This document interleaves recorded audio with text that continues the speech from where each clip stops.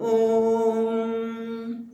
सहनाववतु सहनौ भुनक्तु सह वीर्यं करवावहै तेजस्विनावधीतमस्तु मा विद्विषावहै। ॐ शान्ति शान्ति शान्तिः। ॐ पूर्णमदः पूर्णमिदं पूर्णात् पूर्णमुदच्यते पूर्णस्य पूर्णमादाय पूर्णमेवावशिष्यते। ॐ शान्ति शान्ति शान्तिः। श्रुतिस्मृतिपुराणानाम् आलयं करुणालयं नमामि भगवत्पादं शङ्करं लोकशङ्करं शङ्करं शङ्कराचार्यं केशवं बादरायणं सूत्रभाष्यकृतौ वन्दे भगवन्तौ पुनः पुनः। ईश्वरो गुरुरात्मेति मूर्तिभेदविभागिने व्योमवद्व्याप्तदेहाय दक्षिणामूर्तये नमः। ॐ पार्थाय प्रतिबोधितां भगवता नारायणेन स्वयं व्यासेन ग्रथितां पुराणमुनिनां मध्ये महाभारतम्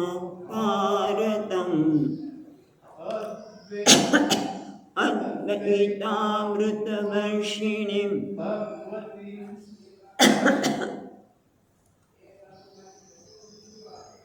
अद्वैतामृतवर्षिणीं भगवतीम् अष्टादशाध्यायिनीम्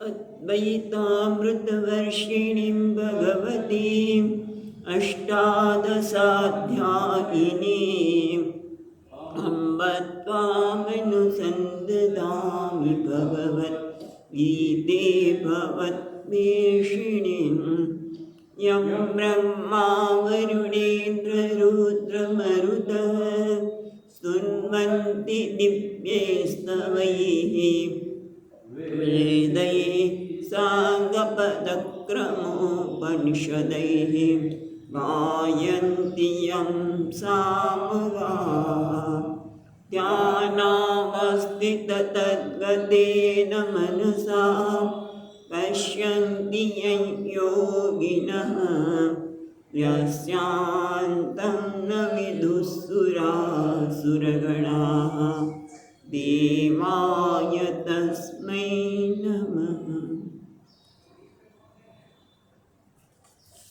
चौथो अध्याय।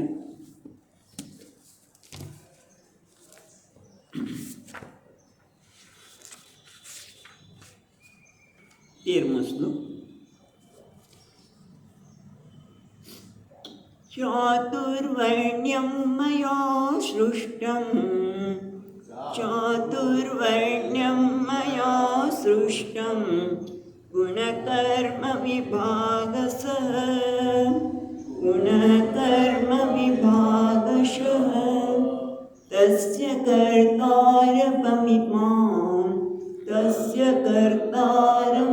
मां विद्यकर्तारमप्ययम्।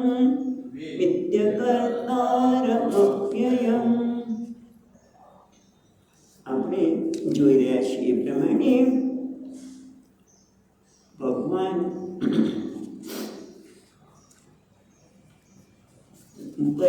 જાણે કે ભગવાન પક્ષપાત કરે છે।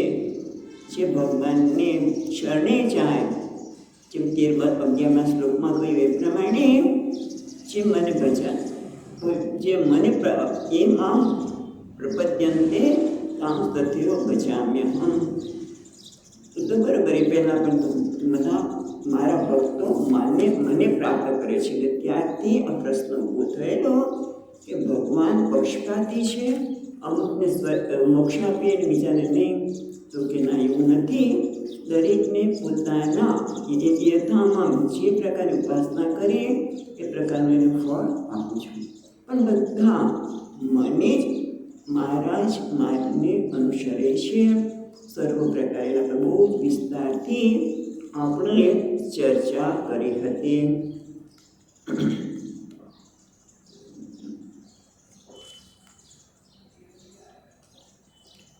પછી આપણે તે પણ જોયું 13મા શ્લોકમાં કે મોટા ભાગના લોકોને મોક્ષમાં રસ નથી, જ્ઞાનમાં રસ હોતો નથી.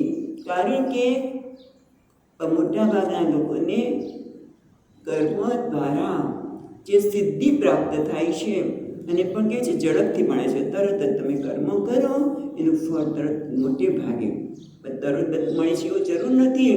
કેટલાક કર્મનું ફળ તો આપણે ઘણા લાંબા સમય પછી પણ મળે, પણ ટૂંકમાં કર્મ દ્વારા જે સિદ્ધિ પ્રાપ્ત થાય છે એ ઝડપી હોવાથી મોટાભાગના લોકોને કર્મ દ્વારા એટલે કે ધન સંપત્તિ સત્તા વગેરેમાં જ રસ હોય છે અને એને મોક્ષ આપવો તો એની કોઈ કિંમત હોય નહીં. એટલે ભગવાન કહે છે હું એને આપતો નથી. અને ત્યાર પછી આપણે જોતા હતા કે ભગવાન બતાવી રહ્યા છે આ 4 વર્ણની વ્યવસ્થા. ચાતુર્વર્ણ્ય, 4 વર્ણ. વર્ણ એટલે જાતિ, બરાબર. આપણે મેં સર્જન કર્યું છે. કઈ રીતે સર્જન કર્યું છે? અમુકને બ્રાહ્મણ બનાવ્યા, અમુકને ક્ષત્રિય બનાવ્યા? તો કે ના, ગુણકર્મ વિભાગ છે. પોતાના પૂર્વજન્મના કર્મના આધારે જે પ્રકારનું ગુણનું પ્રાધાન્ય હતું એ પ્રકારેના કર્મને નક્કી કર્યા. જેમ કે આપણે જોયું હતું એ પ્રમાણે સાત્વિક ગુણનું પ્રાધાન્ય હોય તો એ બ્રાહ્મણ, અને એના માટેના કર્મ કયા? તો શમ દમ તપસ ઇત્યાદિ જે વિસ્તારથી 18મા અધ્યાયમાં ભગવાન કહેવાના છે. પણ જ્યારે સત્વ પહેલાં રજોગુણ પછી સત્વગુણ પ્રાધાન્ય હોય તો એક ક્ષત્રિય છે, એના કર્મ કયા છે? તો શૌર્ય, તેજ, પ્રવૃત્તિના જેના. અને હવે આવે છે તો કે તમો ઉપર સર્જન રજોગુણ. રજોગુણ પ્રાધાન્ય પણ તમોગુણ પછી આવે તો એને કહેવાય વૈશ્ય, જે ખેતીવાડી વગેરે કર્મ કરવા એના માટે નક્કી કરેલા છે. અને જેનામાં તમોગુણ પ્રાધાન્ય હોય એ ક્ષુદ્ર છે, જે સેવા વગેરે કર્મ કરતા હોય. એટલે કે જન્મ પૂર્વજન્મના કર્મના આધારે આ જન્મ બ્રાહ્મણનો પણ હોઈ શકે, ક્ષત્રિયનો કે વૈશ્યનો કે શૂદ્રનો હોય. કારણ કે મોટે ભાગે તમોગુણ પ્રાધાન્ય અથવા તો શૂદ્રનું કર્મ થઈ ગયું છે. શૂદ્રનું કર્મ લોકોને ગમતું નથી હોતું, પણ એવું નથી. દરેક કર્મ શ્રેષ્ઠ છે. કારણ કે આ ચાતુર્વર્ણની વ્યવસ્થા છેવટે પરમાત્માની પ્રાપ્તિ માટે છે. જે પ્રકારના તમે ગુણ ધરાવતા હોય તો એ પ્રકારનું કર્મ કરો તો એ તમને દીપી ઉઠે, તમે એમાં કંઈક કરી શકો. હવે દાખલા તરીકે આપણે વાત કરીએ કે આજકાલ ઘણા લોકો આજકાલ કે ગમે તેમ કે બધાએ જ્યારે ડૉક્ટર થયું એટલે એમ કે મારે ડૉક્ટર થવું છે, એટલે કે મારે ડૉક્ટર થવું છે. મિત્રો બધા ડૉક્ટર થતા હોય તો આપણે મારે ડૉક્ટર થવું છે, પણ મારામાં ડૉક્ટર થવાના ગુણ જ ન હોય તો ડૉક્ટર કેવી રીતે થઈ શકે? એટલે એ રીતે ખાલી ગુણ પ્રમાણે ભગવાને બધાને કર્મની વ્યવસ્થા કરી. પછી ધીમે ધીમે બધું બદલાતું ગયું. જોઈ શકે છે કે બ્રાહ્મણ હોવા છતાં એના કર્મો વૈશ્ય ન હોઈ શકે. સ્વામીજી મહારાજ, દયાનંદજી મહારાજ કહેતા હતા, ત્યાં કુંભકોણમની જ વાત કરતા હતા. બ્રાહ્મણ છે અને ચપ્પલનો જોડાનો ધંધો કરે છે. એમને નહોતું ગમતું જોડાનો ધંધો કરે, પછી ચપ્પલ વેચવાનો કરે. એટલે કે બ્રાહ્મણ હોય પણ કર્મ વૈશ્યના પણ હોઈ શકે, કે શૂદ્રના પણ હોઈ શકે, અને શૂદ્ર હોય છતાં પણ બ્રાહ્મણના કર્મ પણ હોઈ શકે. જેમ કે રોહિદાસ મહારાજ જન્મ શૂદ્રનો હતો પણ કર્મ બ્રાહ્મણ જેવા હતા. એટલે કર્મમાં ફેરફાર પણ આવી શકે, કારણ કે ભગવાને બધાને છૂટ આપી છે. પણ મહત્વની વસ્તુ એ છે કે ગુણ પ્રમાણે ભગવાને કર્મની વ્યવસ્થા કરી કે જેથી એના ગુણ આધારે જ્યારે કર્મ કરે ત્યારે પછી એને વિચાર કરવાનો ન રહે. જેમ કીધું ને ડૂબવાના સ્વામીજી મહારાજ હંમેશા કે એના છોકરાને વિચાર કરવાનો જ ન હોય. બ્રાહ્મણના છોકરાને વિચાર કરવાનો જ કે ભાઈ મારું કર્મ છે એ સ્વાધ્યાય કરવું, વેદના પઠન પાઠન કરવું અને બીજાને કરાવવું, અને જેથી પરમાત્માની પ્રાપ્તિ થાય. મહત્વની વસ્તુ તો એ છે કે આ બધાની પાછળ પરમાત્માની પ્રાપ્તિ થાય. કોઈ જ્ઞાતિ શ્રેષ્ઠ છે અને બીજી ઉત્તર છે એવું પણ નથી, બધા માટે સમાન આદર છે. કારણ કે તમે જુઓ કે એક વ્યક્તિ ઘરમાં પણ 4 પ્રકારના વર્ણ જોવા મળે છે. કારણ કે કોઈને કોઈ નિર્ણય લેતું હોય, કોઈ કર્મ કરતું હોય, કોઈ સફાઈ કરતું હોય, અને એક વ્યક્તિ જો ઘરમાં માંદી પડી દાખલા તરીકે, અને જો એ સફાઈનું કામ કરતી વ્યક્તિ જ માંદી પડી હોય તો કેટલી મુશ્કેલી પડે છે. એટલે દરેકનું કર્મ શ્રેષ્ઠ છે, દરેકનું કર્મ શ્રેષ્ઠ છે. અને એટલા માટે ભગવાન કહે છે મેં ચાતુર્વર્ણની રચના કરી. તો પ્રશ્ન એ થયો હતો અહીંયા કે ભગવાન તમે તો સૃષ્ટિના પ્રારંભમાં આ ચાતુર્વર્ણની રચના કરી, તો તમે કર્મ કર્યું એટલે કર્મફળ પણ મળવાનું તમે આપવાના, તો તમે તો સંસારી થઈ ગયા ને. સૃષ્ટિના સર્જનને આધારે હું આ ચાતુર્વર્ણની રચના કરનાર છું, કરતા છું. પણ મારી દ્રષ્ટિએ, મારા સ્વરૂપની દ્રષ્ટિએ હું કેવું છું? માયા સમાન વ્યવહારે તસ્ય કર્મણ કરતા. માયાની દ્રષ્ટિએ હું ઈશ્વર છું, સૃષ્ટિનું સર્જન કરું છું એટલે કરતા છું. પણ મારી દ્રષ્ટિએ, મારા સ્વરૂપ દ્રષ્ટિએ હું કેવો છું? અકર્તા છું. એટલે કે હું અવ્યય છું. અવ્યય છું એટલે કે અસંસારી છું. કર્તારમ મામ અવ્યયમ વિદ્ય અકર્તારમ અવ્યયમ. એ આપણે જોયું. હવે આગળ જોઈએ. પણ ખરેખર ભગવાન ફરી આગળ આપણને પોતાના સ્વરૂપની વાત કરે છે.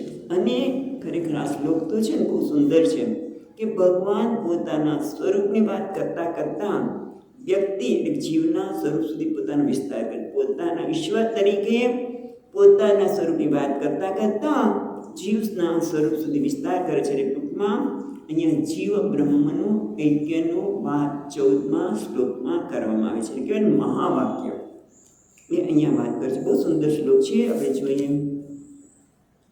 નમામ કર્માણિ નિમ્પન્તિ, નમામ કર્માણિ નિમ્પન્તિ, નમે કર્મ ફલે સ્પૃહા, કર્મ ફલે સ્પૃહા ઇતિ મામ યોऽભિજાનાતિ, ઇતિ મામ યોऽભિજાનાતિ, કર્મભિર્ન સપદ્યતે, કર્મભિર્ન સપદ્યતે. એટલે ભગવાન કહે છે નમામ કર્મણિ નિમ્પન્તિ. આમ જોવા જઈએ તો ભગવાન કેટલા કર્મ કરે છે. જન્મ્યા ત્યારથી સતત કર્મ કર્યા છે, છતાં પણ કહે છે મને કર્મ લેપાયમાન થતા નથી. લેપાયમાન થવું એટલે એમાં 2 અર્થ છે. નિમ્પન્તિ એટલે કે લેપાયમાન, એમાં હું આસક્ત થતો નથી. કર્મ લેપાયમાન થવું એટલે કર્મ જ્યારે કરીએ ત્યારે કર્મ ફળ મળે, અને એક પુણ્ય કર્મ હોય ફળ પુણ્ય આપનારું પણ હોઈ શકે અથવા તો પાપ આપનારું હોઈ શકે. પાપ અને પુણ્યને આધારે આપણે સુખી અને દુઃખી થઈએ. કર્મ કરીએ ત્યારે લેપાયમાન નથી થતા એવું કહે છે. એટલે કે હું કર્મ કરું છું ત્યારે મારામાં કર્તૃત્વ હોવાના લીધે મને કર્મ બાંધતા નથી. એટલે કર્મ કરું ત્યારે મને સુખ કે દુઃખ અથવા તો મેં આ કર્મ કેમ કર્યું એવું પણ થતું નથી.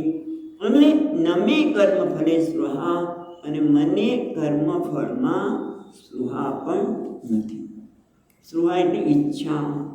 આ બહુ સુંદર શ્લોક છે.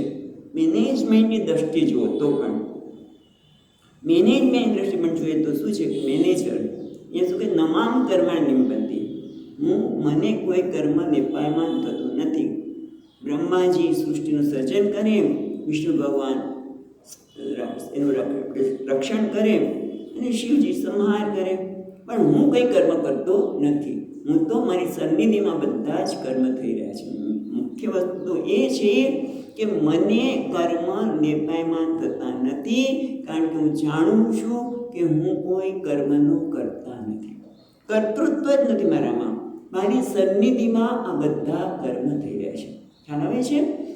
એટલે એ મેનેજમેન્ટની વાત કરતા હતા આપણે કે મેનેજમેન્ટમાં પણ તમે જો જ્યારે કોઈ સારું કર્મ થાય એટલે તરત જ મેનેજર કે મેં કહ્યું ત્યારે પોતે શ્રેય એનું શ્રેય પોતે લે. જો કંઈ કર્મ બરાબર ન થાય તો બધા વર્કરો આડે આમ ન કર્યું, પહેલાં આમ ન કર્યું, રાઈટ? મોટે ભાગે આ થતું હોય છે. પણ અહીંયા ભગવાન બધા શું છે કે મારી સન્નિધિમાં કર્મ થાય છે એટલે બધાને કર્મનો શ્રેય, બ્રહ્માજીને પણ શ્રેય, વિષ્ણુ ભગવાનને પણ શ્રેય આપે છે. એટલે જ્યારે કોઈ સારું કામ થાય ત્યારે બધાને ટીમ વર્કને, ત્યારે તમે જો ટીમ વર્કને શ્રેય આપો, એને બહુમાન કરો તો તમે મેનેજર તરીકે સફળ બની શકો. તો તમારી નીચે કામ કરનાર બધા તમારી સાથે રહેવાના છે. આ મેનેજમેન્ટના શ્લોક પણ છે, જોવું હોય તો, કે હું કર્મ કરતો નથી, આ બધાના સહકારથી કર્મ થયું છે. પણ અહીંયા તો ભગવાન સ્વરૂપની દ્રષ્ટિએ કહે છે કે હું કોઈ કર્મ થતો કરતો જ નથી, કારણ કે હું તો અકર્તા છું, મારી સન્નિધિમાં જ કર્મ થઈ રહ્યા છે. એટલું જ નહીં, મને કર્મફળમાં સ્પૃહા નથી. સ્પૃહા કેમ નથી? કારણ કે હું કેવો છું? આપ્તકામસ્ય કા સ્પૃહા, મારે કંઈક મેળવવાનું જ નથી. સ્પૃહા ક્યારે હોય કે આ કર્મ કરીને હું કંઈક વધારે સારું કરીશ, હું આ કર્મ કરીશ, મને આ કર્મનું ફળ મળશે અને એથી હું કંઈક વધારે સારું મળશે. આપ્તકામ. પણ ભગવાન કહે છે આપ્તકામ છે અને કોઈ કામના જ છે નહીં, બધી કામના એમની પૂરી થયેલી છે. અને એટલા માટે એમને સ્પૃહા એટલે નથી કે એ કર્મ કરીને હું કંઈક મેળવી લઈશ, એવું એમનામાં આવતું નથી. બીજી રીતે જોઈએ, બહુ સુંદર વાત કરી છે.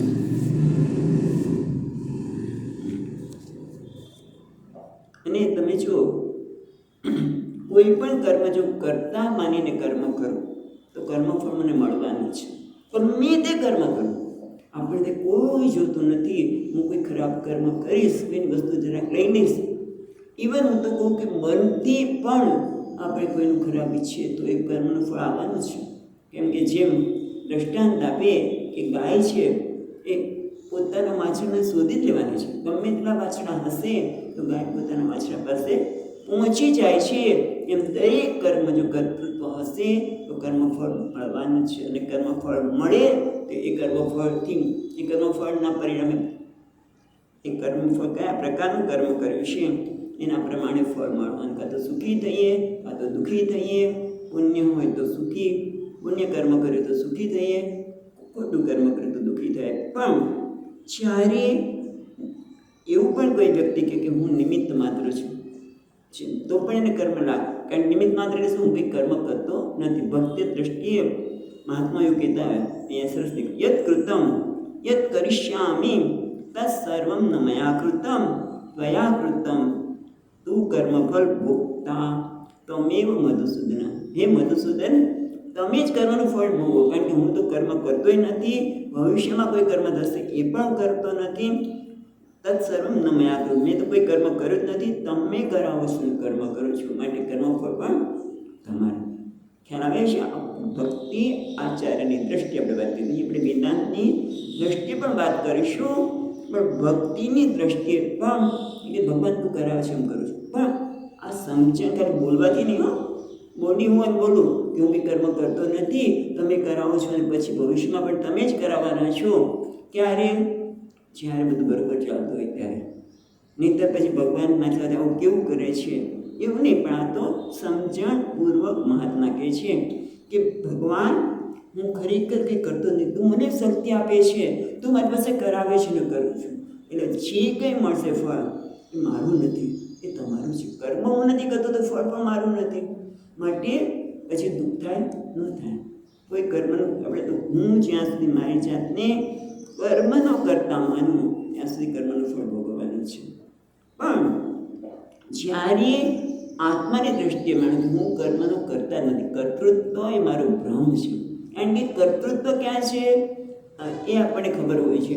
આત્મા જે સચ્ચિદાનંદ છે એ તો પૂર્ણ જ છે. પૂર્ણત્વ હોય, અહીંયા કર્તૃત્વ ક્યાંથી આવી શકે?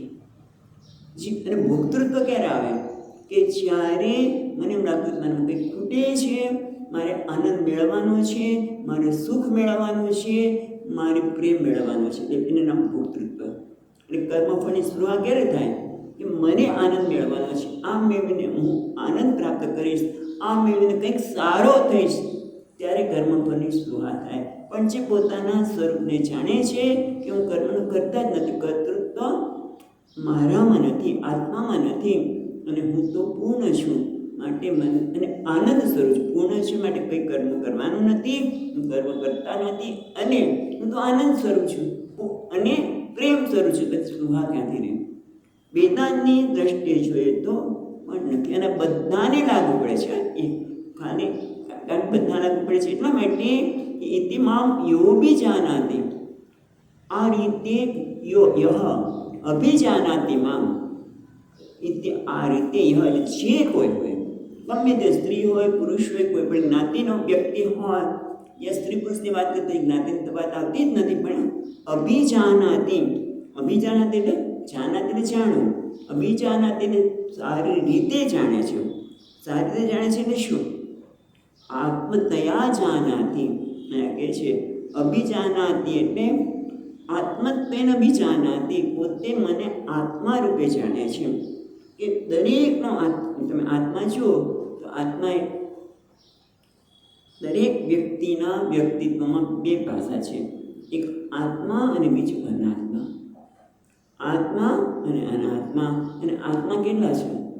જેમ બહુ સુંદર દ્રષ્ટાંત આપે મહાત્મા કે જેમ આકાશ, આકાશ તમે જુઓ, ઘડાનું આકાશ એક, ચાલો આ એક ઘડાનું આકાશ, આ બીજા ઘડાનું આકાશ, પછી આ રૂમનું આકાશ, તો આપણે ઘણા બધા આકાશ કહીએ છીએ. પણ ખરેખર જોઈએ તો આ તૂટી જાય તો આકાશ ક્યાં છે? આકાશ સાથે મળી જાય છે. ટૂંકમાં આકાશ એક છે, પણ આ એક ઘડાના ઉપાધિથી એક આકાશ કીધું, ઘટાકાશ, આ બીજું ઘટાકાશ, ઓલું મઠાકાશ. પણ ખરેખર આકાશ તો એક જ છે, પણ ઉપાધિની દ્રષ્ટિએ અનેકતા જોઈએ. અને એ જ રીતે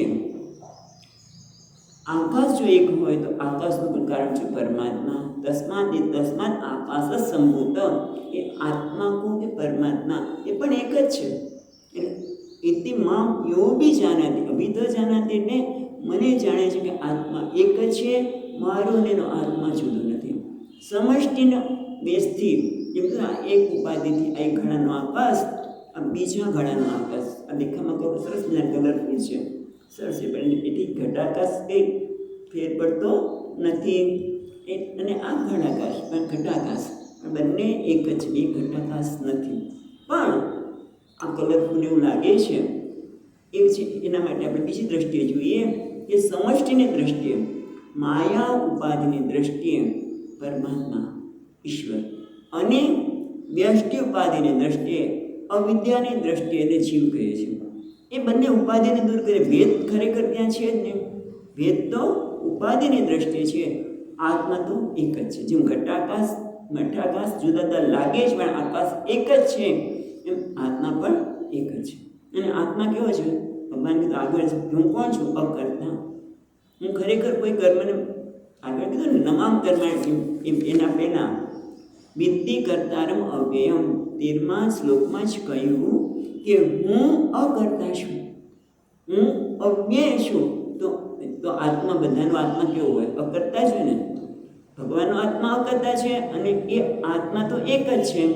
ઉપાધિની દ્રષ્ટિએ ભેદ છે, પણ જ્યારે પેલી વ્યક્તિ વિવેક કરે છે, જેમ અલંકાર અનેક છે પણ સોનાની દ્રષ્ટિએ તો સોનું એક જ છે, એમ આત્માની દ્રષ્ટિએ જોઈએ ત્યારે એને ખબર પડે કે હું આત્મા તો બધાનો એક જ છે. ભગવાનનો આત્મા મારાથી જુદો નથી.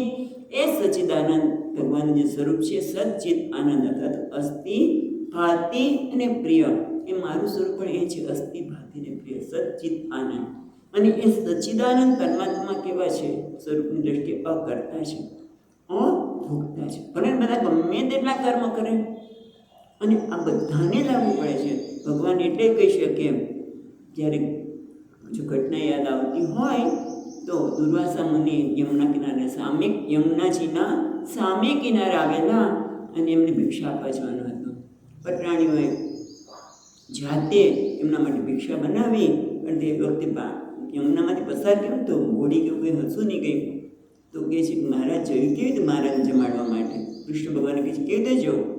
તો કે જાઓ યમરાજીને કહેજો કે કૃષ્ણ આજીવન બ્રહ્મચારી હોય તો એમના મહારાણી તમે માર્ગ આપશો. અને માર્ગ આપ્યો. આ લોકોને આશ્ચર્ય થયું કે 16,008 અમે પાર્થ પટણીએ છીએ જ, અને છતાં એ કેવી રીતે બન્યું? કારણ કે આત્માની દ્રષ્ટિએ કહેશે. અને આત્માની દ્રષ્ટિએ ભગવાન કેશવ નહીં, ભગવાનના દરેક કર્મ વખતે એમને સભાનતા છે. એમને સભાનતા છે માટે કહે છે નમામ કર્માણી, બધા કર્મ થઈ રહ્યા છે. જેમ દુર્વાસા પણ જમે છે છતાં કે હું જમતો નથી, હું કરું છું છતાં જાણે કે કંઈ કરતો નથી. આ જે પ્રકારની સમજણ છે.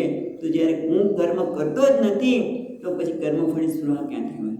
કર્મ કરીએ ક્યારે કે કોઈ સ્પૃહા કર્મ, મને આ કર્મ ફળ આવું મળશે માટે હું કર્મ કરું. પણ જ્યારે હું કર્મફળની કર્મ કરતો જ નથી, હું કરતા નથી, તો ભોગતા કેવી રીતે હોઈ શકું?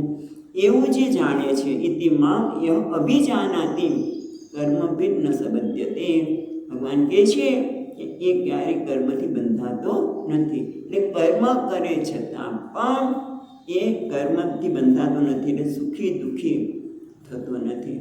ક્યારે એને મેં આવું કર્મ કેમ કર્યું, જેમ કે ને હર્ટ એન્ડ ગિલ્ટ સ્વામીજીની ભાષામાં કહીએ તો બંધાવું, કર્મથી બંધાવું એટલે કાં તો મારું અપમાન થયું, કાં તો મેં આવું કેમ કર્યું અપમાન, અથવા તો મેં આવું કેમ કર્યું ગિલ્ટ, અપરાધની લાગણી એ એને થતી નથી. કર્મભિદ ન સંબધ્યતે એટલે કે એને અપરાધની લાગણી કે અપમાનની લાગણી એમાંથી કશું જ થતું નથી. એટલે કે એ સુખી દુઃખી થતો નથી. એટલે આ રીતે ભગવાન અહીંયા બહુ પોતાને કે ને મહાવાક્યની વાત કરે છે કે કર્મ નમામ કર્માણી નિમ્બંતિ, મને મામ કર્માણી બહુવચન છે, નિમ્બંતિ મને કોઈ કર્મ બાંધતા નથી. કારણ કે મને સ્પષ્ટ ખબર છે કે હું કર્મ કરતો નથી. મારી સન્નિધિમાં આ ઇન્દ્રિયાણી ઇન્દ્રિયાર્થેષુ વર્તન્તે નૈવ કિંચિત કરોમિતિ એ સ્પષ્ટતા છે, જે આપણને પછીના અધ્યાયમાં વાત કરશે. અને જ્યારે કર્મ કરતો જ નથી તો કર્મ ફળ દ્વારા હું કંઈક મારામાં કંઈ વધારો થશે એવું પણ મને ખબર છે કે હું તો આનંદ સ્વરૂપ છું. એટલે કર્મ ફળથી મને નવો આનંદ મળવાનો નથી, હું આનંદ સ્વરૂપ છે. અને એવું જે અભિજાનાતે આત્મતયા જાણ, ભગવાનનો આત્માને મારો આત્મા જુદો નથી. પણ ક્યારે કે જ્યારે આ ઉપાધિ સાથેને ઓળખવાનું બંધ કરું ત્યારે. અને એ જેમ જેમ કરતા જઈશું, ભલેને આપણે સુખી દુઃખી થઈએ ત્યારે પણ જો આપણે સમજણ હોય, આ મૂલ્ય હોય, તો આપણે એમાંથી જરૂર બહાર નીકળી શકીએ. હું એને સત્યતા નહીં આપું, આ સુખ અને દુઃખને સત્યતા નહીં આપું, કારણ કે સુખ દુઃખનું કારણ કર્તૃત્વ છે અને શાસ્ત્ર કે છે તું કરતા નથી તો પણ ફેર પડે. પણ અહીંયા તો આપણને એ વાત નથી કહેતા. અહીંયા કે ઇતિ મામ યો વિજાનાતિ કર્મ ભિન્ન સંબધ્યતે. ઓકે, એ ભગવાન કહે છે કે જેઓને આ રીતે સારી રીતે જાણે છે એ કે ના હમ કરતા નમે કર્મ સ્પૃહા, તો એ લોકોને પણ જ્યારે કર્મ બાંધતા નથી. અહીંયા તો કર્મ બાંધતા નથી એટલે કે નવો જન્મ મળતો નથી. દેહ આરંભકાણી કર્માણી ન ભવંતી, કર્મ કરવું તો કર્મફળ મળે, પછી એ કર્મફળ ભોગવવા માટે નવો જન્મ લેવો પડે, જન્મ લેવો પડતો નથી. એવું શંકરાચાર્ય મહારાજ આપણે કર્મ ભિન્ન સંબધ્યતે, કર્મથી બંધાતો નથી એટલે કે નવા નવો દેહ એને ધારણ કરવો પડતો નથી. ભગવાન હજી આગળ કહે છે, જે આ વાત કરી એના માટે આગળ કહે છે 15મા શ્લોકમાં એવં નાત્મા કૃતં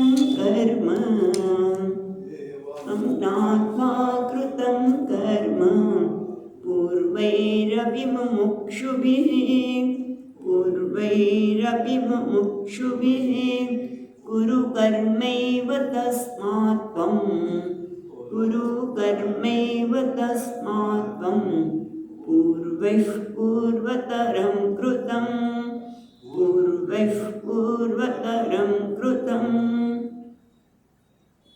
એટલે કે છે એવં જ્ઞાત્વા કૃતં કર્મ પૂર્વૈ અપી મુમુક્ષુતે. એટલે અર્જુન, આ રીતે જાણ કે હું ખરેખર કોઈ કર્મ કરતો નથી, પણ એના કરતાં પણ મહત્વની વસ્તુ એ છે કે ઘણી વખત અહીંયા ભગવાન આ બધી વસ્તુ કામ કે છે પૂર્વૈ પૂર્વતરં કૃતં, કે મોટે ભાગે અર્જુન અત્યાર સુધી મારે કર્મ કરવું નથી, હું તો સંન્યાસી બનવા માંગુ છું. એટલે મોટે ભાગે લોકો અમુક કર્મ સાથે સંબંધ કાપી નાખે કે મારે આ કર્મ નથી કરવું. જેમ કે સંધ્યાવંદન. આજે તમે જુઓ કે બાળકોને મા બાપ બહુ ધામધૂમથી યજ્ઞ પવિત્ર ધારણ કરાવે, પણ પછી આપણે પૂછીએ કે ભાઈ તું સંધ્યાવંદન કરે છે ને ગાયત્રી જપ કરે છે? બ્રાહ્મણનો છોકરો, કેટલાય બ્રાહ્મણના છોકરા છે, એને પૂછીએ કે તું ગાયત્રી જપ કરે? તો ના ના, દાંતછો જપ કરું છું ગાયત્રીના. એમ એક માળા કરતાં કેટલો સમય થાય? ના, કેમ? એટલે એને કહેવું પડે કે તું કર્મ સાથેનો સંબંધ કાપી ન નાખ, કારણ કે પૂર્વૈ પૂર્વતરં કૃતં. તારા પિતાજી પણ નિયમિત સંધ્યાવંદન કરતા હતા, એ પણ સંધ્યાવંદન કરવું એટલે જે કંઈ જપ કરેલા એના મંત્રો હોય છે, પણ એટલે તમે જળ તો આપો, સૂર્યનારાયણને અર્ઘ્ય તો આપો. એ પણ લોકો આપી શકતા નથી, ગાયત્રી પણ કરી શકતા નથી. એને કહેવું પડે કે તું કર્મનો સાથેનો સંબંધ તોડીશ નહીં, કારણ કે પૂર્વૈરપી, તારા પૂર્વજો એટલે તારા પિતાજી, દાદા બધા કર્મ કરતા તો તને શું વાંધો હોય સંધ્યાવંદન કરતા? પણ મને સમય નથી. તમે જોજો અત્યારે આ લોકોની કહેવાની વસ્તુ એ છે કે મને સમય નથી. એવું કંઈ જરૂર નથી, સમય નથી, કારણ કે મને એનું મહત્ત્વ નથી માટે સમય નથી. કારણ કે આનું મહત્ત્વ છે જ્યારે તમારે ભગવાન બીજું કંઈ જ નહીં, તું આટલું તો કર કે હું કર્મ કરતો નાહમ કરતા નમે કર્મ સ્પૃહા, ખાલી એટલું જાણ. સંન્યાસ લેવાની તારે જરૂર નથી. મહત્વનું તો એટલું જ છે કે સંન્યાસ એટલે જ તે જે પોતાને અકર્તા આત્મા માને છે. એટલે કર્તૃત્વમ એ ભોક્તૃત્વમ વાસ્તવમાં મારી પાસે નથી. બસ આટલું સમજ. એટલે ટૂંકમાં અહીંયા ભગવાન એ કહે છે કે તું કર્મ સાથે સંબંધ છોડી ન નાખીશ અર્જુન. અત્યારે તારે જે કરવાનું છે લડાઈનું કાર્ય, ત્યારે તું કહીશ મારે નથી કરવું. એટલે ભગવાન કહે છે એવં જ્ઞાત્વા કૃતં કર્મ પૂર્વૈ અપી અતિક્રાંતે મુમુક્ષુ. જે મુમુક્ષુ છે, તું એમ કહેતો કે હું મુમુક્ષુ છું, મારે તો મોક્ષ જોઈએ છે, મારે તો જ્ઞાનની સાધના કરવી છે, માટે કરવામાં મને શા માટે ત્રીજા જ અધ્યાયમાં કહ્યું ને કે કર્મની ઘોરેમાં નિયોજય છે કેશવ. મેં આ ઘોર કર્મમાં યુદ્ધના કર્મમાં કેમ જોડો છે? તો કે ભલે તું મુમુક્ષુ હોય તો પણ તું કર્મ કર. તું તુષ્ણીના આસન, તું શાંતિથી કર્મ કર્યા વગર બેસી જઈશ નહીં, કારણ કે કર્મ પણ તમને જ કર્મ દ્વારા જે મેળવવાનું છે એ મેળવવું નથી. તે માટે જો તું મુક્ષુ, તું જ્ઞાની હોય તો પણ કર્મ કર. કેમ? પૂર્વૈ પૂર્વતરં કૃતં. એટલે કે અહીંયા કહે છે કે જનક વગેરે લોકોએ પણ જ્ઞાની હતા છતાં પણ કર્મ કર્યું હતું. જો જ્ઞાની હોય તો પણ કર્મ કર, કારણ કે લોક સંગ્રહાર્થે. પણ જો તું જ્ઞાની ન હોય તો પણ તો આત્મશુદ્ધિ માટે, અંતઃકરણની શુદ્ધિ માટે. એટલે મહત્વનું તો એ છે કે સંન્યાસ એટલે એક જ છે. એવં જ્ઞાત્વા, આ રીતે જાણ કે હું એવં જ્ઞાત્વા, ફરી એકવાર જોઈએ, એવં જ્ઞાત્વા એટલે હું કરતા પણ નથી કે હું ભોગતા પણ નથી. બસ આ વાસ્તવમાં મારું સ્વરૂપ છે. ભલે આપણે અનુભવતા પણ, આ બહુ આ સાધના કરવા જેવી છે કે ભલે આપણે અનુભવતા હોય કે હું પૂર્ણ છું, અધૂરો છું એવું લાગે, અને એટલે હું કર્મમાં પ્રવૃત્ત કે આ કર્મ કરીને હું કંઈક સારું બનીશ કે આમ કહીશ. એટલે કર્તૃત્વ એટલું દ્રઢ થઈ ગયું છે ત્યારે પણ આપણી જાતને વારંવાર યાદ અપાવીએ, કારણ કે શાસ્ત્ર કહે છે તું કરતા નથી, તું ભોગતા નથી. એ આત્માનું વાસ્તવ સ્વરૂપ કર્તૃત્વ ભોક્તૃત્વ નથી. માટે હું જ્યારે કર્મ કરું ત્યારે પણ મારી જાતને બતાવું કે હું આ કર્મ ઇન્દ્રિયો દ્વારા થઈ રહ્યા છે, હું કર્મ કરતો નથી. ઘણી વખત આપણે કહીએ ને, વારંવાર આપણી જાતને યાદ કરે કે નમે કર્મ ફલે સ્પૃહા, ભલે સ્પૃહા થાય પણ તરત એને બતાવીશું કે હું તો આનંદ સ્વરૂપ છું, માને કર્મ દ્વારા કંઈ મેળવવાનું નથી. ન કર્મણા વર્તતે ન કન્યા, કર્મ દ્વારા મારો વધારો પણ થવાનો નથી કે ઘટાડો થવાનો નથી. હું પૂર્ણ છું એવું સતત તું એવમ જ્ઞાનવા આવી જાણીને આવું જાણ કે હું અકર્તાત્મા છું, હું પૂર્ણ છું, આનંદ સ્વરૂપ છું, અને છતાં તું કર્મ કર. કારણ કે જો તું મુમુક્ષ હોઈશ તો અંતઃકરણ શુદ્ધિ માટે, અને જ્ઞાની હોય તો પણ તું લોક સંગ્રહમાંથી કર. એટલે ભગવાન કહે છે કે એવમ જ્ઞાત્વા કૃતમ કર્મ પૂર્વૈ અપી મુમુક્ષુભે. મુમુક્ષુ જે હોય એ જાણીને કે હું અકર્તાત્મા છું, હું અભોગતા છું, છતાં પણ પૂર્વના મુમુક્ષુએ કર્મ કરેલું છે. એના માટે દૃષ્ટાંત આપે છે જનક વગેરે. અને માટે ગુરુ કર્મેવ તસ્માત્મ, હે અર્જુન તું પણ કર્મ કર. ગુરુ કર્મેવ તસ્માત્મ, તેથી તું પણ કર્મ કર. તસ્માત્મ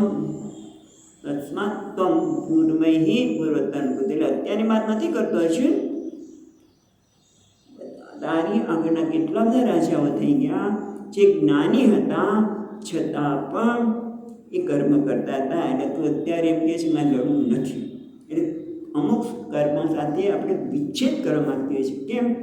કારણ કે એની કારણ એક જ છે કે મને એ કર્મફળમાં રસ નથી. એનું માનવું છું મને કર્મફળમાં રસ નથી, કારણ કે એ દ્વારા મને એમ લાગે છે કે મને અપયશ મળશે, મને જોઈતું તે નથી મળવાનું, માટે કર્મમાં વિચ્છેદ કરીએ છીએ.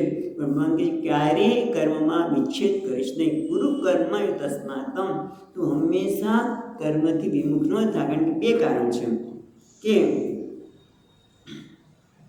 એક તો કર્મ યોગની ભાવનાથી કર્મ કર. તું જે કંઈ કર્મ જ્ઞાની ન હોય, અનાત્મ જ્ઞાન કહે છે, જે અનાત્મ ન, જેને આત્માનું જ્ઞાન નથી, એણે પણ કર્મ કરવું જોઈએ. એણે શાંતિથી બેસી જવું જોઈએ નહીં. કારણ કે કર્મયોગ ભાવનાથી જો કર્મ કરીશ તો અંતઃકરણ શુદ્ધિ થશે. હું નિમિત્ત માત્ર છું એમ કર, એમ માનીને કર્મ કર. ભલે જ્ઞાન ન હોય તો એટલું તો તું કહી શકે ને કે હું ભગવાને મને આ કાર્ય માટે નિમિત્ત બનાવ્યો છે. પછી નિમિત્ત માટે સારું પણ હોય ને ખરાબ પણ હોઈ શકે, પણ એ દ્વારા મારે કંઈ મેળવવાનું નથી. કારણ કે ભગવાને મને આ કર્મ સોંપેલું છે, માટે હું નિમિત્ત માત્ર છું, માટે પણ કર્મ કરીએ. અથવા તો હું કર્મયોગ ભાવનાથી કરું, કર્મ કરું. ભલે ને આપણને એવું લાગે કે હું કર્મયોગ ભાવનાથી કર્મ કરું, ત્યારે પણ પછી અંદર ઘણું બધું પડ્યું હોય, રાગ દ્વેષ, તો પણ એને હું મહત્વ નહીં આપું. કારણ કે મારે છેવટે શું જોઈએ છે? જ્ઞાન. કયું જ્ઞાન? એવમ જ્ઞાત્વા કૃતમ કર્મ. એટલે એવમ એટલે આ રીતે શું? નમામ કર્માણિ લિંપંતિ નમે કર્મ ફલે સ્પૃહા. એટલે કે હું કર્મનો કરતા પણ નથી અને એટલા માટે હું ભોગતા પણ નથી. તો ભલે જ્ઞાન નથી, પણ આટલું જાણીને તું એ તે કર્મ કર કે જેથી તને આ જ્ઞાનમાં છેવટે નિષ્ઠા પ્રાપ્ત થાય. અને જો જ્ઞાન હોય તો લોક સંગ્રહ માટે કર, પણ તું કર્મથી વિમુખ થઈશ નહીં. જેમ કીધું કે કર્મથી ઘણી બધી વસ્તુનું આપણે મહત્વ નથી. માટે કારણ કે તમે વિચાર કરો કે સંધ્યાવંદન શા માટે ન કરે? આ સંધ્યાવનની વાત એટલે કરી છે, અહીંયા ભગવાન તો પારમાર્થિક દ્રષ્ટિએ વાત કરે છે. પણ માણસ મને ઘણી વખત બધા બાળકોના માતા પિતા કે તમે સ્વામીજી બી બાળક આવ્યો ત્યારે ભગવાનનું નામનું કીધું હતું. આજે તમે જો કોઈ બાળકો, અમુક સંપ્રદાયમાં તો બાળકોએ રોજ સભા ભરવી, જપ કરવા વગેરે, પણ કેટલાક બાળકો ભગવાનનું નામ જ લેતા નથી. કે તને ભગવાને એટલું આપ્યું છે, કંઈ નહીં, સંધ્યાવંદન નહીં તો દરરોજ ભગવાનનું નામ તો લે. તને આટલું તો પરમાત્મા આપ્યું છે, તું તારી દરેક ઈચ્છા તારા માતા પિતા પૂરી કરે છે. કોના દ્વારા?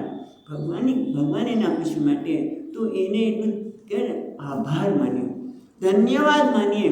એના માટે પણ કર્મ કરવું છે. પણ છોટે ભાગે લોકો આવા કર્મથી વિમુખ થાય છે. માટે કે તારા પિતાજી પણ દરરોજ ભગવાનનું નામ લે છે, માતા પણ લે છે, દાદા પણ લે છે, તો તારે પણ નિયમિતતાથી ભગવાનનું 5 મિનિટ માટે પણ નામ લેવું જોઈએ. પણ આ વારંવાર એટલે કહું છું કે આ પણ એટલું જ મહત્ત્વનું છે કે જ્યારે અત્યારે લોકો ભગવાન બાળકો તમે જુઓ બધા નથી હોતા, આ બધા માટે નથી કહેતા, ઘણા બધા મોટા ભાગના બાળકો નિયમિતતાથી ક્યારેક બહુ જરૂર પડે પરીક્ષા આવવાની હોય ત્યારે હનુમાન ચાલીસા બોલે, મંદિરે જાય. પણ મને ભગવાને એટલું તો આપ્યું છે માટે મારે ધન્યવાદ માટે પણ નામ લેવું જોઈએ. એ ખબર નથી પડતી માટે આ પણ પ્રાસંગિક આ શ્લોકમાં આપણે જોઈ રહ્યા છીએ કે પૂર્વના લોકોએ કર્યું છે માટે મારે પણ કરવું જોઈએ. પણ અહીંયા તો ભગવાન એ કહે છે કે જો તું અજ્ઞાની હોય તો કર્મયુક્ત ભાવનાથી કર્મ કર, જેથી અંતકરણને શુદ્ધિ પ્રાપ્ત થશે. અને જ્ઞાની હોય તો લોક સંગ્રહ માટે કરે, તારે કશું મેળવવાનું ન હોય. લોકો જો તું કર્મ નહીં કરે તો લોકો માર્ગે જશે, માટે લોક સંગ્રહ માટે પણ તું કર્મ કર. હવે આગળ કહે છે આ કર્મ કરે તો કર્મ ખરેખર છે શું? આપણે તો કર્મની વ્યાખ્યા સરસ આપી છે. કર્મ એટલે દેહાદી ચેષ્ટા, એને કર્મ કહીએ છીએ. અને દેહ વગરની ચેષ્ટા ન એને અકર્મ કહેવાનું શું છે એ વસ્તુ ભગવાન આપણને બતાવે છે. કે અહીંયા નીલકંઠજી મહારાજ બહુ સુંદર વાત કરે છે કે ન કર્મણો ગતાનુગતિક અનુષ્ઠાનમ. કોઈ પણ કર્મ ગતાનુગતિક આ વ્યક્તિ કરે છે મારે પણ કરવું જોઈએ એવું ન હોવું જોઈએ.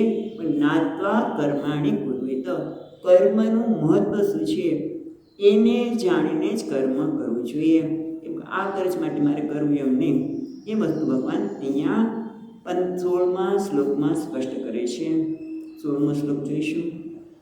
કિમ કર્મ કિમ કર્મેતિ, કિમ કર્મ કિમ કર્મેતિ, કવયોપ્યત્ર મોહિતાઃ, કવયોપ્યત્ર મોહિતાઃ, તત્તે કર્મ પ્રવક્ષ્યામિ, તત્તે કર્મ પ્રવક્ષ્યામિ, યજ્ઞાત્મા મોક્ષસે શુભાન, યજ્ઞાત્મા મોક્ષસે શુભાન.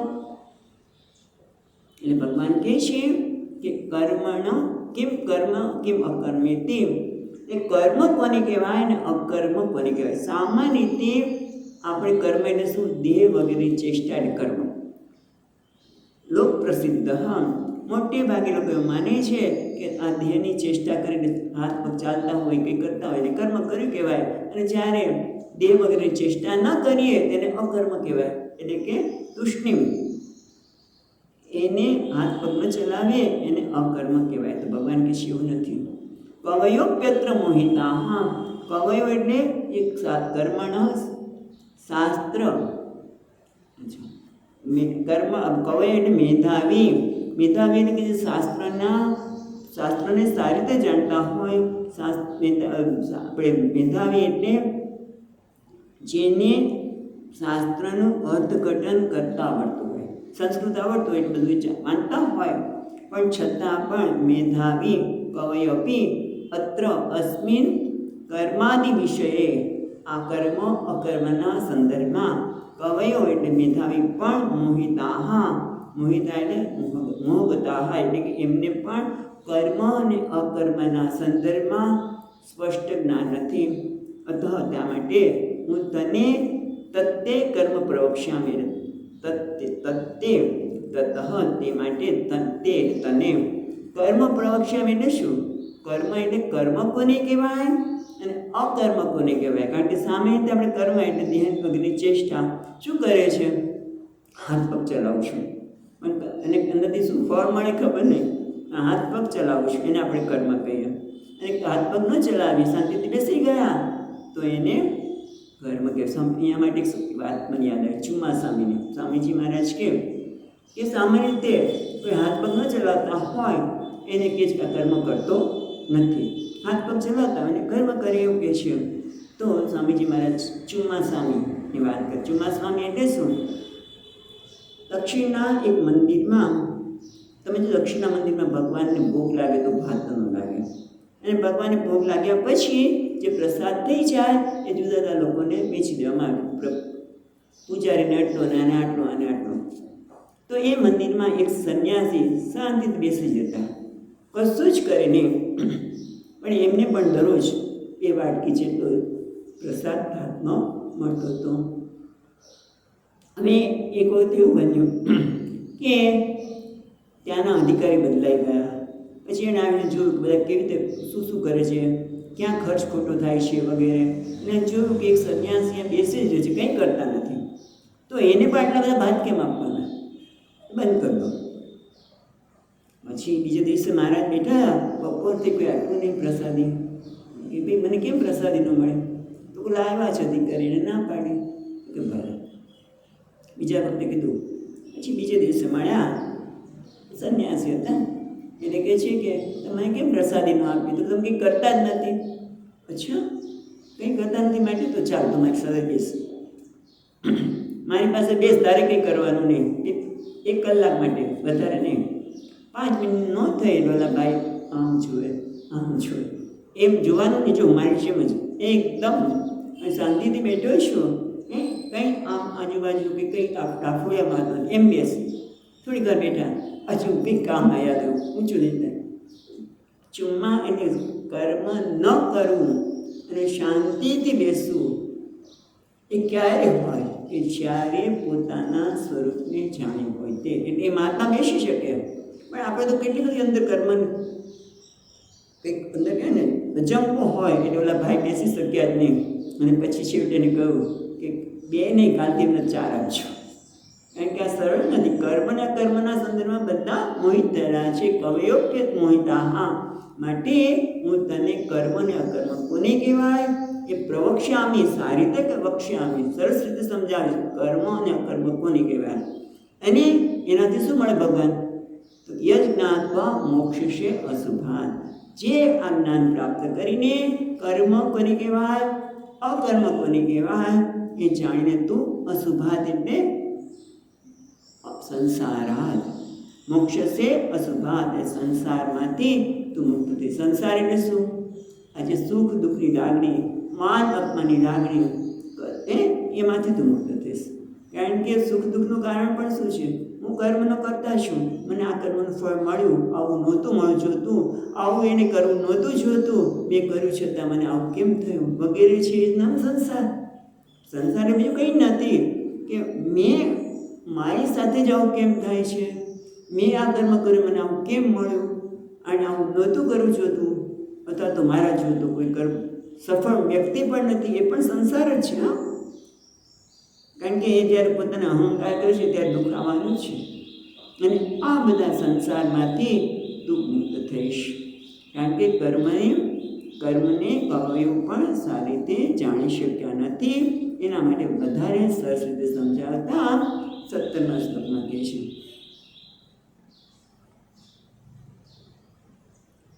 ત્યાં કહે છે ન ચૈતન્ય મંતવ્યમ કર્મ નામ દેહાદિ ચેષ્ટા લોક પ્રસિદ્ધમ.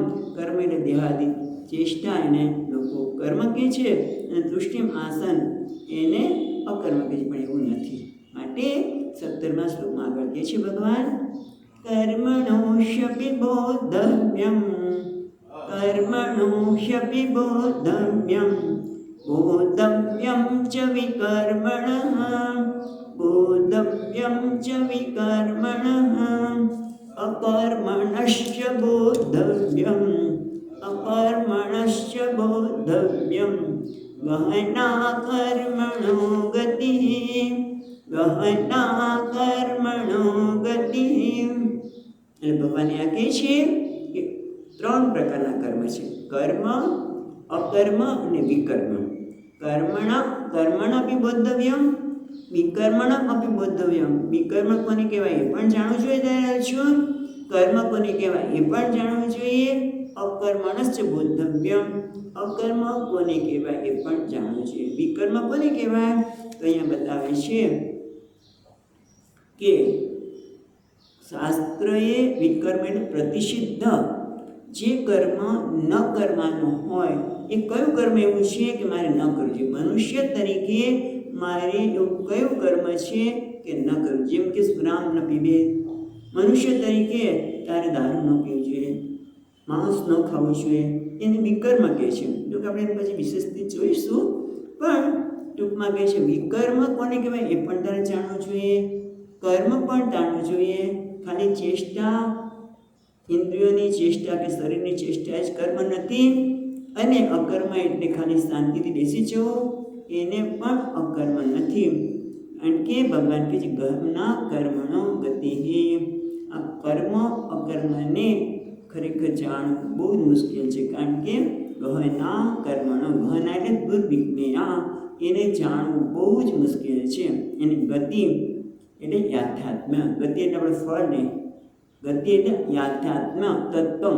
કર્મનું ખરેખર કર્મ કોને કહેવાય, અકર્મ કોને કહેવાય, વિકર્મ કોને કહેવાય, એની ગતિને જાણવી મુશ્કેલ છે. ગહના કર્મણો ગતિ. ગતિ એટલે એનું આધ્યાત્મિક જ્ઞાન, એનું તત્વતઃ જ્ઞાન જાણવું એ બહુ જ મુશ્કેલ છે. સામાન્ય રીતે આપણે આવું કહેતા હોય છે ગહના કર્મણો ગતિ. એટલે ગહના કર્મ ગતિ એટલે કર્મનું ફળની ગતિ, ગતિનો અર્થ આપણે ફળ કરતા હોય છે કે ફળ કયા કર્મનું કયું ફળ મળશે ખબર નથી, માટે ગહના કર્મનો ગતિ કહીએ છીએ. પણ અહીંયા ગતિનો અર્થ છે તત્વતઃ યથાત્મ્ય. કર્મ કોને કહેવાય, એનું યથાર્થ કર્મનું ખરેખર સ્વરૂપ શું છે, અકર્મનું શું છે અને વિકર્મનું છે. કર્મ કોને કહેવાય, જ્યાં કર્તૃત્વ છે ને કર્મ કહેવાય. બહુ મહત્વનું છે, પણ આપણે તો દેહાદી ચેષ્ટાને કર્મ કહે છે. અકર્મ એટલે ખાલી બેસી રહેવું હોય નહીં, આપણે બધું ભગવાન પછીના શ્લોકમાં વિસ્તારથી કહેવાના છીએ. પણ આપણે જોઈએ કે આ આપણે ખબર નથી હોતી, ચેષ્ટા કર્મ નથી, પણ એની પાછળ જે કર્તૃત્વ છે, કઈ ભાવનાથી કર્મ થઈ રહ્યું છે, કર્તૃત્વ છે તો એને કર્મ કહેવાય, ચેષ્ટાને કર્મ કહેતા નથી. ચાલો એની હવે આગળ વિશેષ કાર્ય જોઈશું. ઓમ પૂર્ણમદઃ પૂર્ણમિદં પૂર્ણાત પૂર્ણમુદચ્યતે પૂર્ણસ્ય પૂર્ણમાદાય પૂર્ણમેવાવશિષ્યતે. ઓમ શાંતિ શાંતિ શાંતિ. શંકરં શંકરાચાર્યં કેશવં બાદરાયણં સૂત્રભાષ્યકૃતૌ વંદે ભગવन्तौ પુનઃ પુનઃ. ઈશ્વરો ગુરુરાત્મેતિ મૂર્તિભેદવિભાગિને વ્યોમવદ્વ્યક્તદેહાય દક્ષિણામૂર્તયે નમઃ. ઓમ શાંતિ શાંતિ શાંતિ. હરિ ઓમ.